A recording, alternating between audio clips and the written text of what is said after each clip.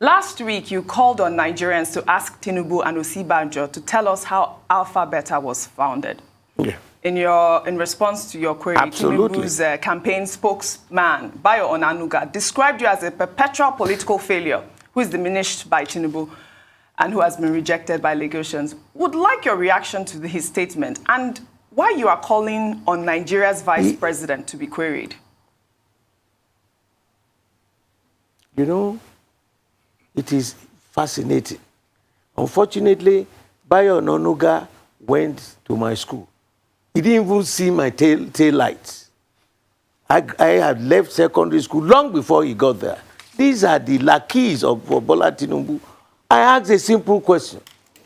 They want to be recognized by Nigerians that they are contesting for the presidency of this great nation. Isn't it our right to ask? There is some incumbent criminal agency that is collecting the revenue of Lagos on behalf of the state government. Who owns that Alpha Beta company? That's all I'm asking. It's so rude and uncultured for Bayo Onanuga. I know he takes part of the crumbs from his table. He has been his lackey for God knows how many years. It's an insult for me because, one, he was so junior to me in school that he didn't even meet me in secondary school at all. And that's the way he has led his life. Where is he today? What does he do for a living? He's telling us that I have been a political failure. Yes, he can say that because these are the same people. Of course, he's from Ogun State. He's not from Lagos State. But he had lived here. He worked for one kind of newspaper. These are people, worthless characters. The question is simple. If he's the campaign manager, answer my question. Who owns Alpha Beta? Is it my idea? Whose idea it is? And that particular company is still milking the treasury of my state to a stupor. Does that make sense?